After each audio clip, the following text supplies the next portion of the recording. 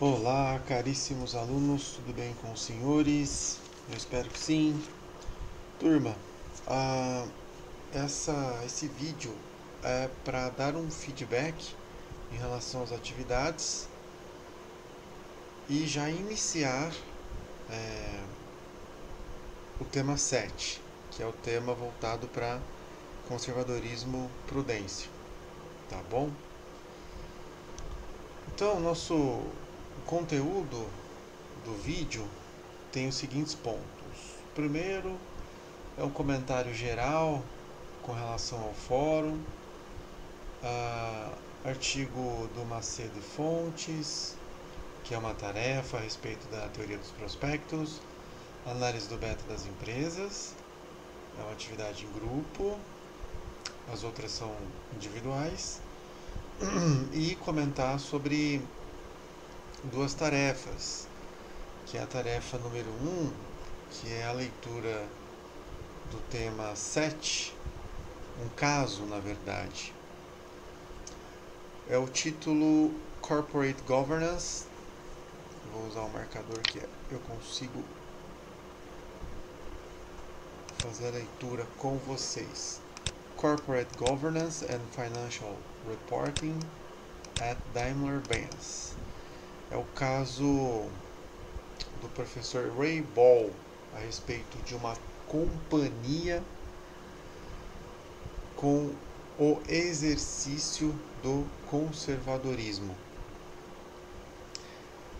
No tema 7, a gente fala sobre esse ponto, prudência, conservadorismo, e a gente fala sobre uma alteração que aconteceu recentemente na estrutura conceitual, que foi a eliminação da característica de prudência em detrimento da neutralidade.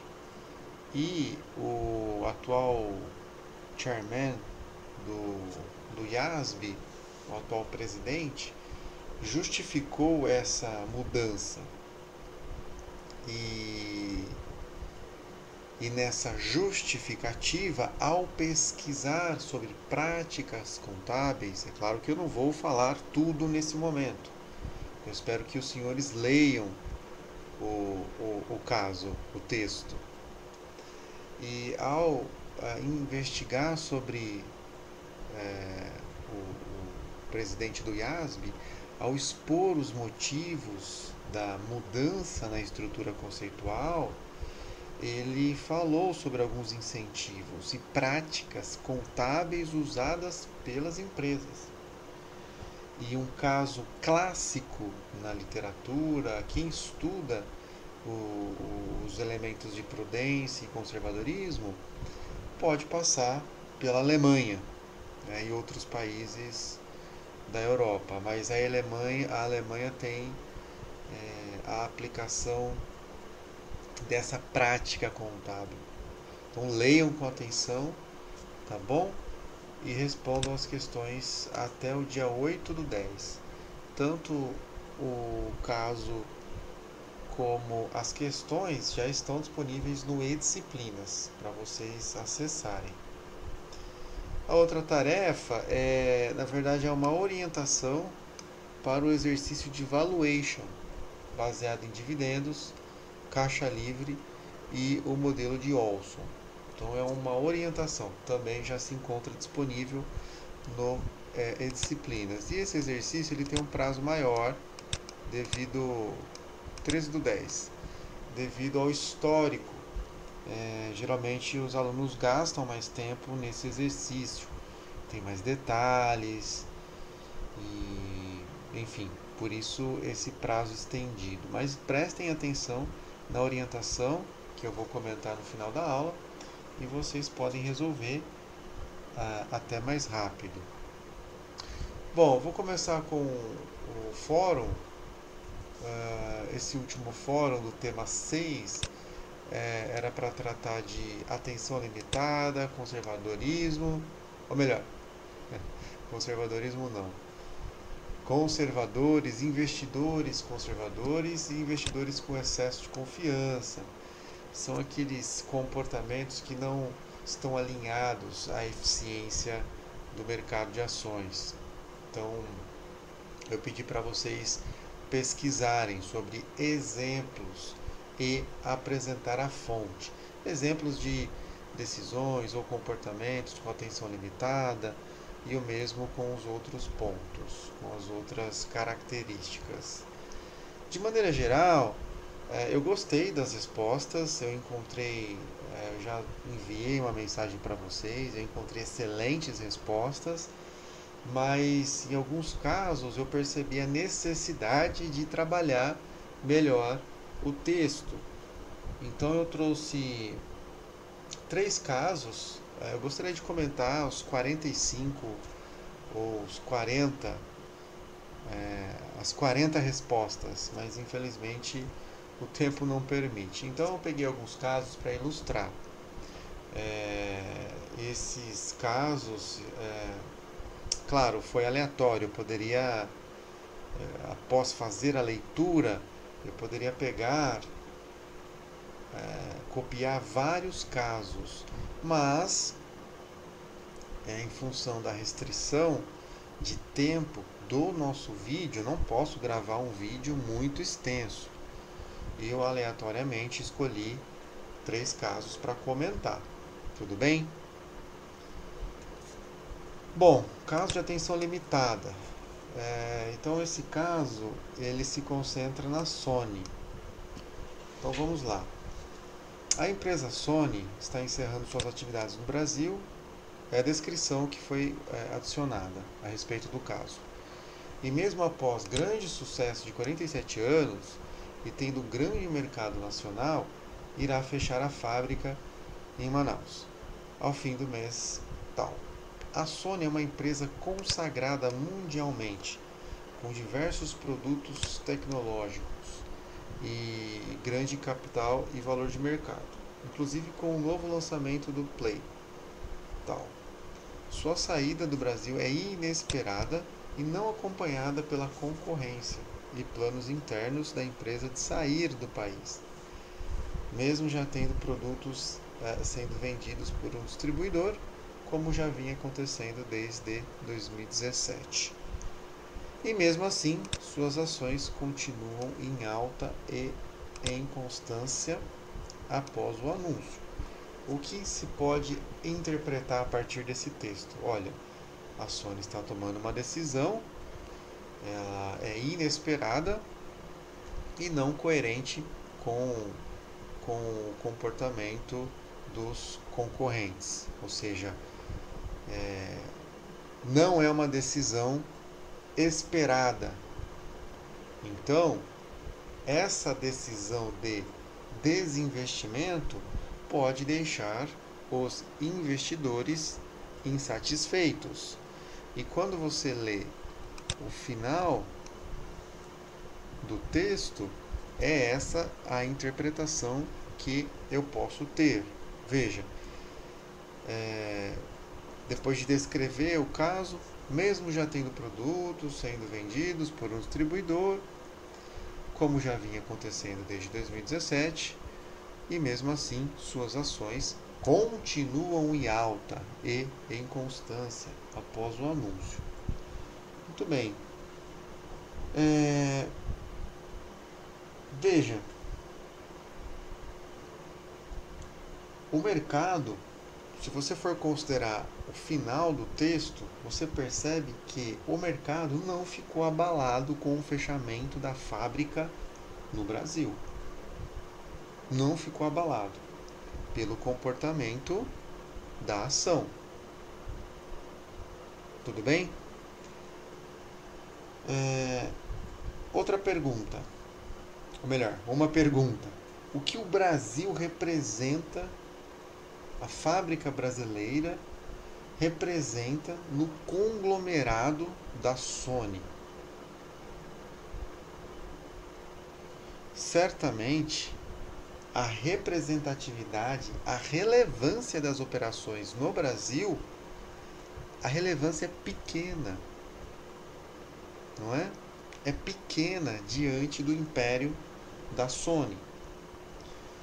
Então, veja, esse não é um exemplo de atenção limitada. Qual é a aplicação da atenção limitada? Não tem aplicação.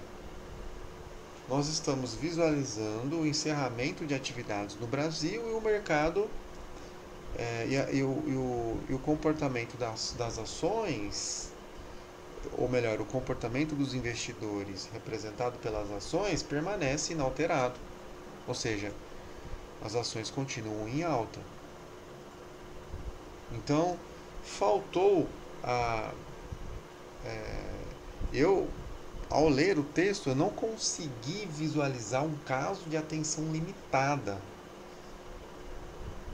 O caso de atenção limitada, como o próprio título diz, o investidor se concentra em parte da divulgação e o comportamento dele se reflete no preço da ação.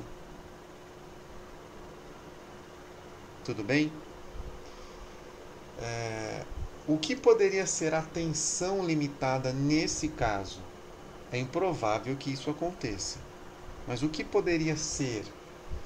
Por exemplo, a Sony tomou a decisão de desinvestir no Brasil e as ações da companhia sofrerem uma queda. Nesse caso especificamente, o investidor estaria olhando apenas para as operações no Brasil, para o negócio no Brasil, e ignorando o conglomerado, outras atividades. Tudo bem? Esse seria o caso de atenção limitada, mas não é o que aconteceu nesse caso. E eu trouxe alguns números.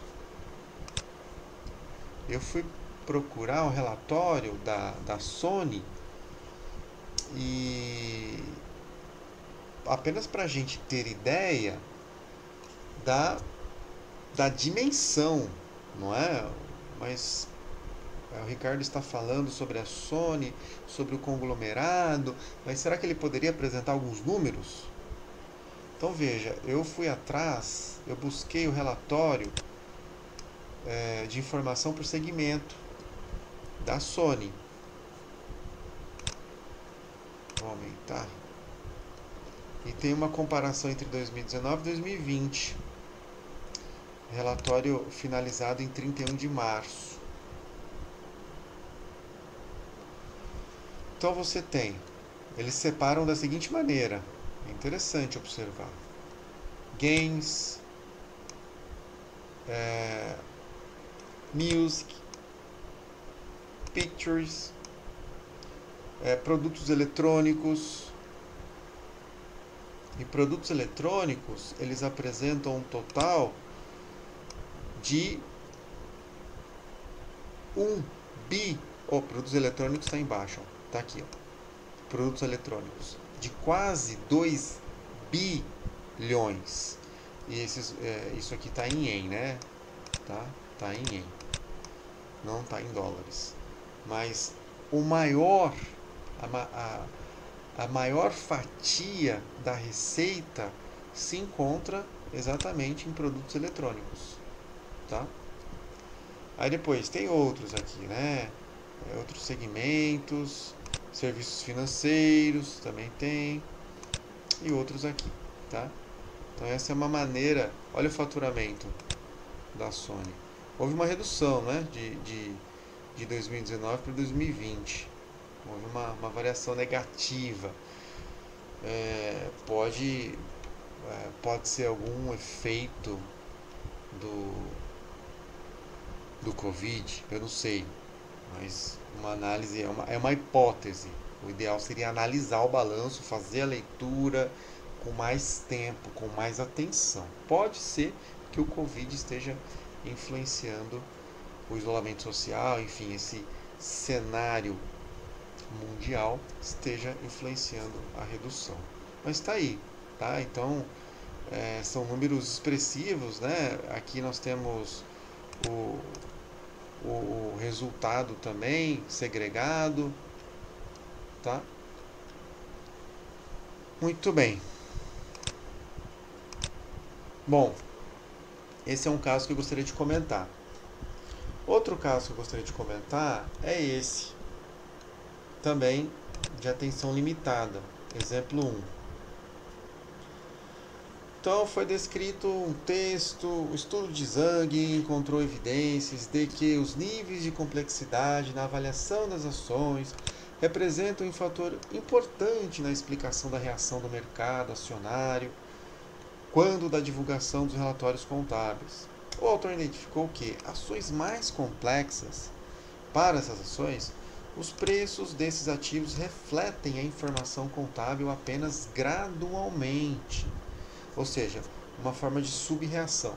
Nesse caso, os investidores poderiam obter retornos anormais com estratégias baseadas das surpresas dos lucros contábeis, considerando essa informação que o preço não responde imediatamente, ou seja, acontece de forma gradual. As evidências, As evidências apontam que esse efeito de complexidade pode representar uma espécie de medida de relevância informacional para o mercado de capitais, dentro do pressuposto de racionalidade limitada dos indivíduos. Nesse sentido, se a informação é relevante ou for relevante, é plausível que os investidores se deparem em maior ou menor grau com determinados níveis de complexidade. Contudo, os investidores podem falhar ao incorporar todo o conteúdo informacional disponibilizado pela contabilidade. Assim, o conceito de complexidade torna-se relativo em função da capacidade dos indivíduos em processar as informações úteis para a tomada de decisão. O contexto ficou claro. Olha, nós entendemos que realmente é possível que o investidor não utilize, não analise toda a informação disponível, e isso pode acontecer gradualmente. Ok. Pergunto, qual é a relação com a atenção limitada? Não ficou claro, percebe? E no fórum, esses pontos devem ser trabalhados. Você pode apresentar esse texto, pode fazer uma discussão do texto, das consequências para o mercado de capitais, a hipótese de mercado eficiente, mas qual que é a relação com a atenção limitada? Não ficou claro, tá bom? Então, tanto o primeiro quanto o segundo exemplo que eu apresentei, que são oriundos do fórum, a sugestão para as próximas atividades é deixar claro qual é o objetivo da atividade. Descrever o comportamento de atenção limitada, então verifique se esse ponto está claro. Descreva claramente qual é o exemplo, qual é a relação desse texto com a atenção limitada. Tá bom? Isso precisa ficar mais claro. O segundo, ou melhor, o terceiro caso, veja, ele é um caso, o aluno usou poucas linhas, poucas palavras, mas ele está mais próximo de atingir o objetivo. Por quê? Veja, com maior pressão para que as empresas adotem práticas mais sustentáveis em seus negócios, o investidor se concentra em uma oportunidade de negócios como a comercialização de créditos de carbono. Então ele está falando que o investidor vai tomar decisões, por exemplo, ele vai montar a sua carteira baseada apenas em empresas que comercializam créditos de carbono, ignorando outros números, por exemplo. Ele está concentrado nesse ponto. É um excelente exemplo. Tudo bem? Ele não necessariamente está olhando o lado do desempenho do negócio, o lado do endividamento, o lado da capacidade de geração de caixa. Ele está concentrado nos créditos de carbono. Ou seja, a sua atenção está concentrada, limitada. Tudo bem? atingiu o objetivo, em poucas palavras. Muito bom. Então esse é o feedback que gostaria de dar em relação à atividade. Atingir o objetivo não significa, às vezes, escrever muito. Você pode escrever pouco e atingir o objetivo de maneira clara. Tem que ficar claro. Tudo bem? Com relação ao segundo ponto da nossa videoaula, é o artigo a respeito da teoria dos prospectos. Eu, ao falar sobre esse ponto na disciplina, me preocupo com a aplicação desse estudo, e a teoria dos prospectos ela pode se aplicar em diversas áreas da nossa vida. E também na nossa profissão.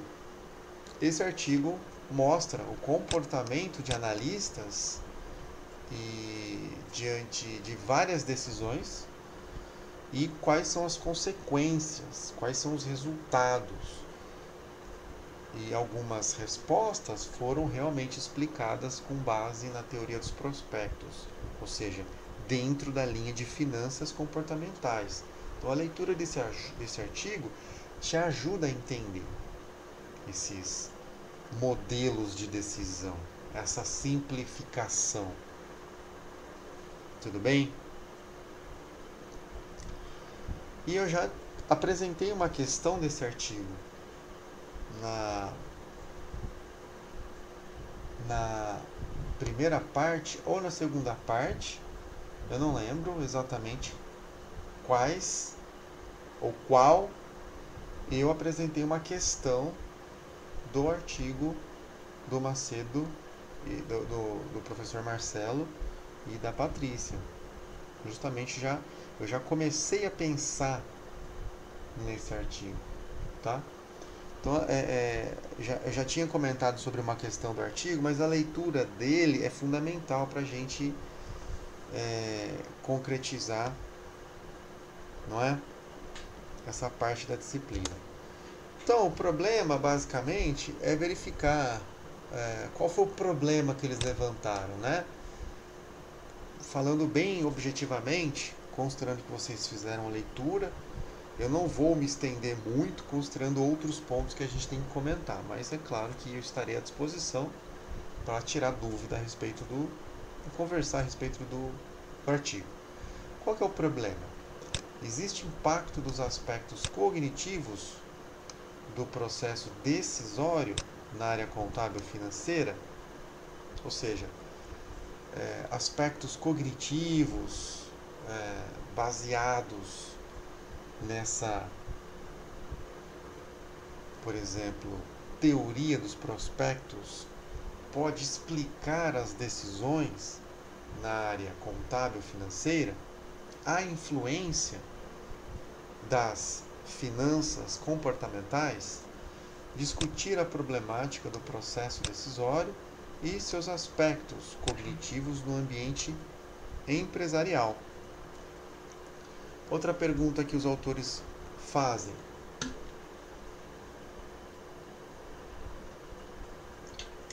há uso de heurísticas de julgamento e da teoria dos prospectos nos processos decisórios que levam a vieses de decisão, fugindo, obviamente, da teoria da utilidade esperada ou da racionalidade?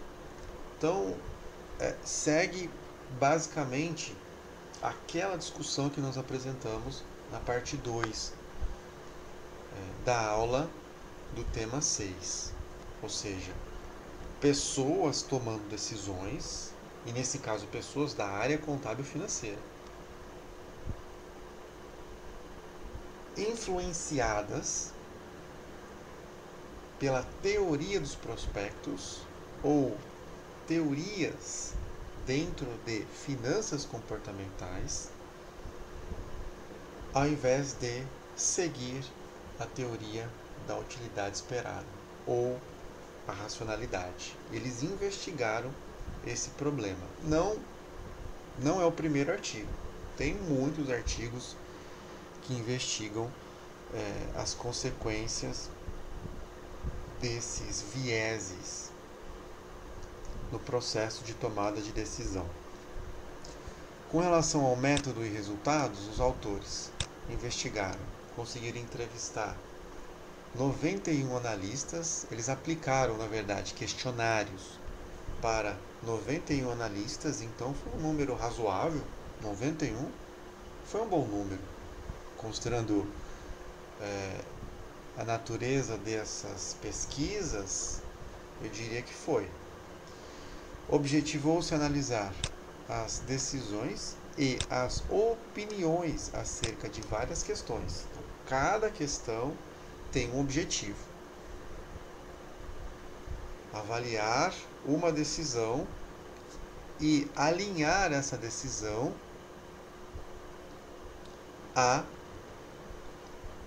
uma maneira de pensar dentro de finanças comportamentais. Ou seja, eles aplicaram o questionário e verificaram se a resposta, se a decisão, se a opinião é aderente às finanças comportamentais. Ou teoria dos prospectos. O resultado: eles observaram a aplicação de vieses sem o correspondente comportamento racional, o que pode ser fundamentado pela teoria dos prospectos, ratificando outros estudos similares. Então, pessoal, eles realmente conseguiram mostrar que esse público, ou melhor, os analistas que atuam na área contábil e financeira, eles podem tomar decisões com vieses. E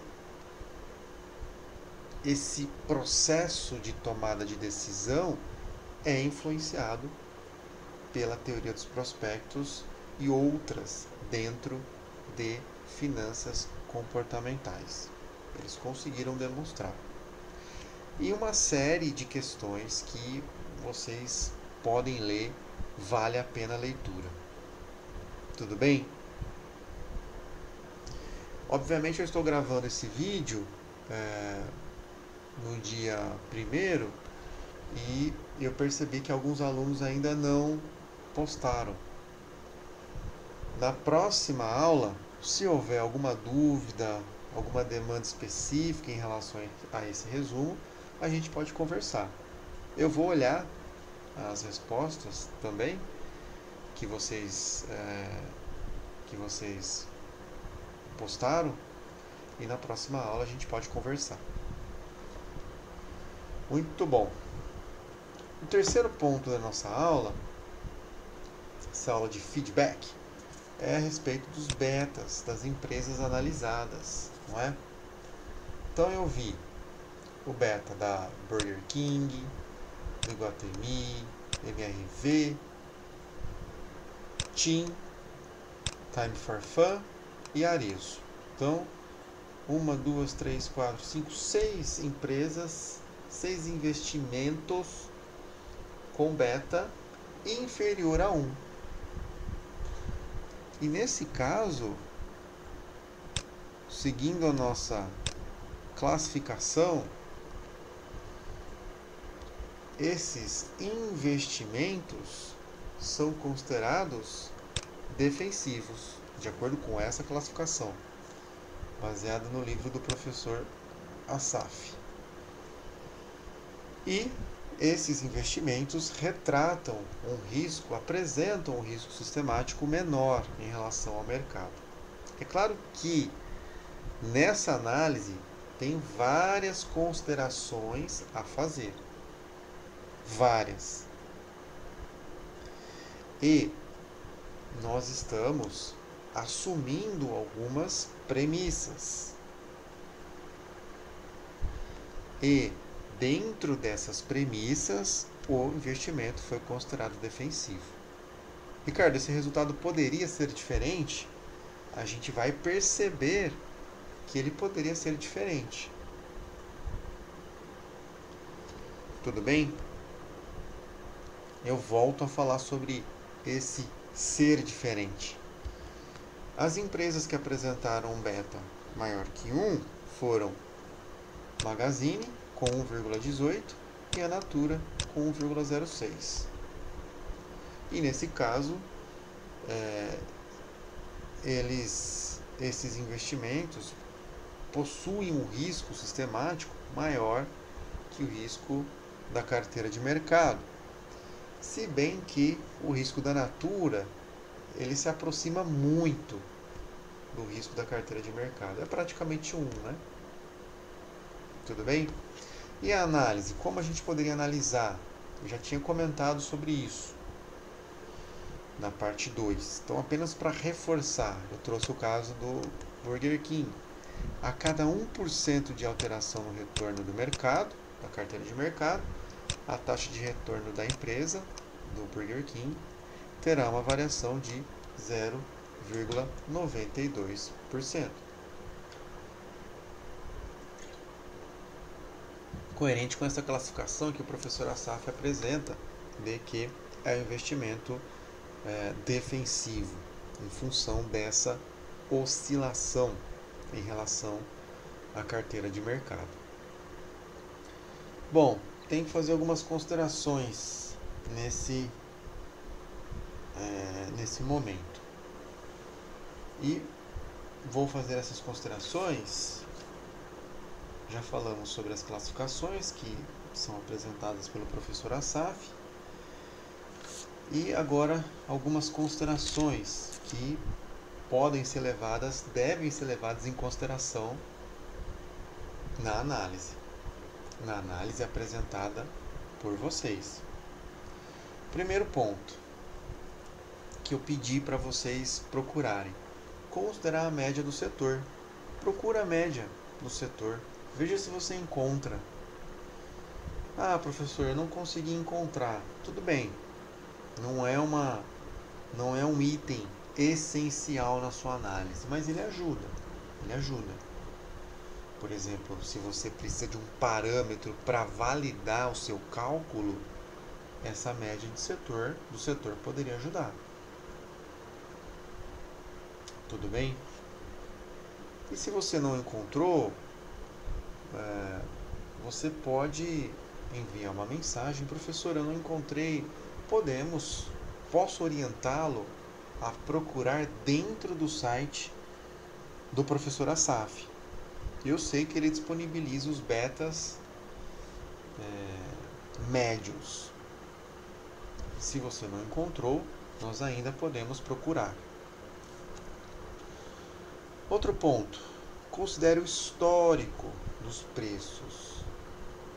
Por exemplo, nós consideramos mais de 1.300 observações. Nós consideramos um histórico para fazer a regressão. E esse histórico ele pode capturar volatilidades, oscilações na série histórica. Lembre-se, quanto maior a série histórica, mais oscilações, variações nós estamos capturando. E obviamente isso influencia o resultado. Há uma discussão sobre... Eu não vou entrar nessa discussão, mas há uma discussão sobre aplicação do modelo com o objetivo de estimar o beta.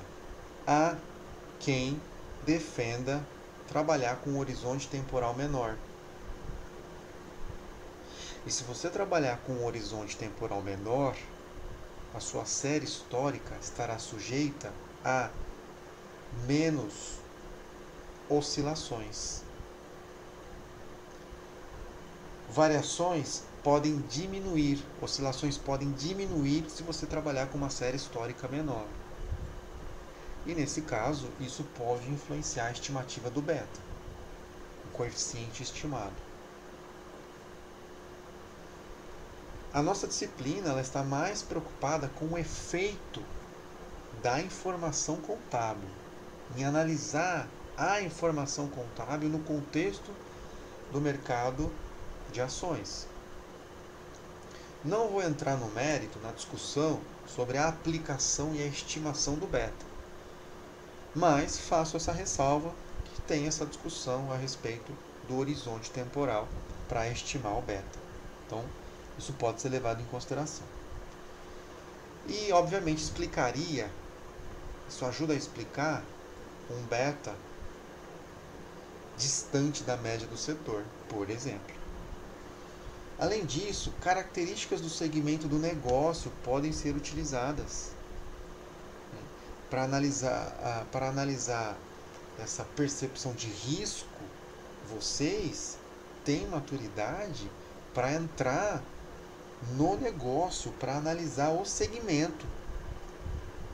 E, obviamente, se você começa a analisar os segmentos, o negócio ou o setor, você conhece variáveis de risco que podem influenciar o setor. Então, esse elemento pode ser levado em consideração. Outro ponto são outros fatores que podem explicar mais o retorno além do próprio beta. E esse ponto, justamente esse ponto se conecta com a nossa disciplina, porque há uma discussão no livro do Scott, nesse capítulo, a respeito de outras variáveis que explicam retorno, explicam melhor o comportamento do retorno da ação ou da carteira de ações comparativamente ao beta, em função de como o investidor toma decisão.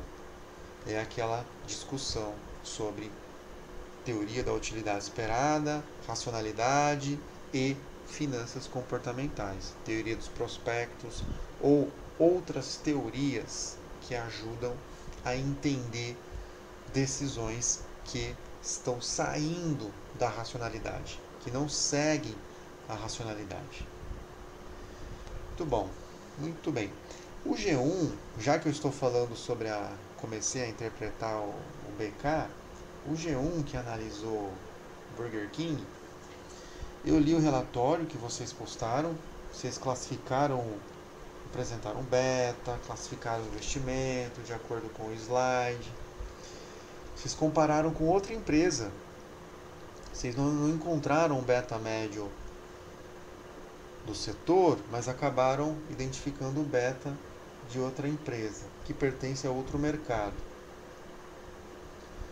Interessante, é interessante. Se você começa a buscar alternativas, isso ajuda na análise do investimento.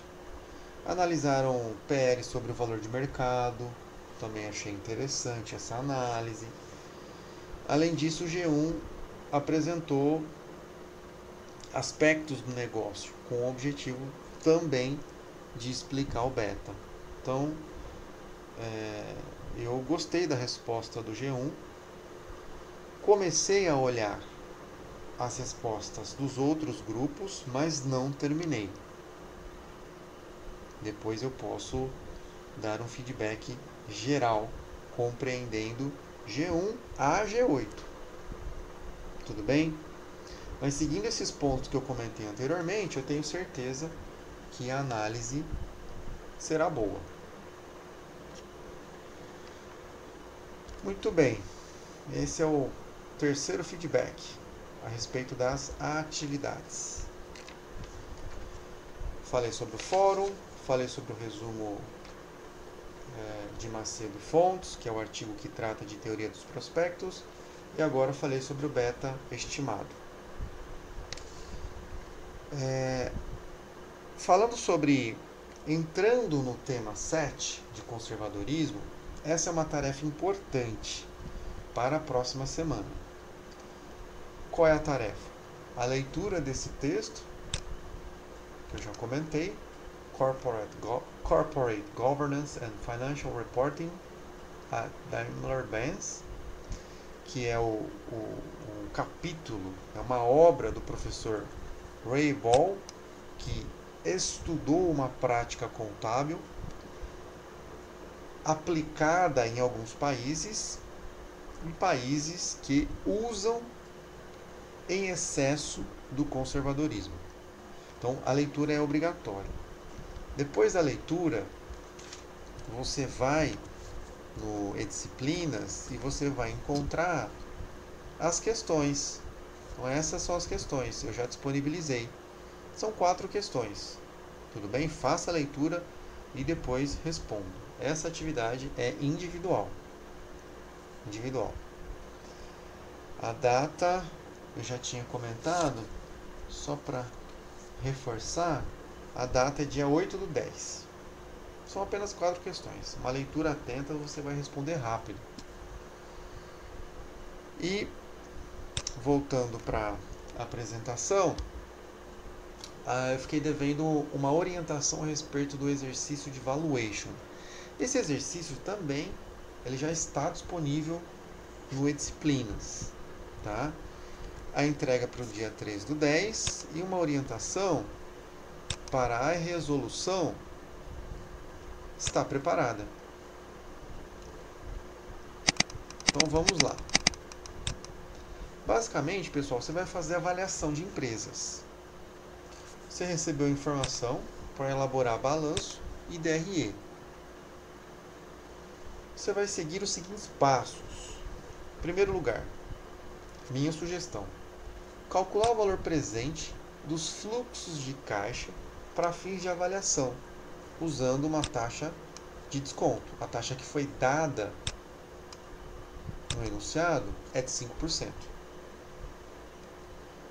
Claro, antes de você ler, ou melhor, antes de você assistir essa parte, por favor, pause o vídeo e leia o enunciado.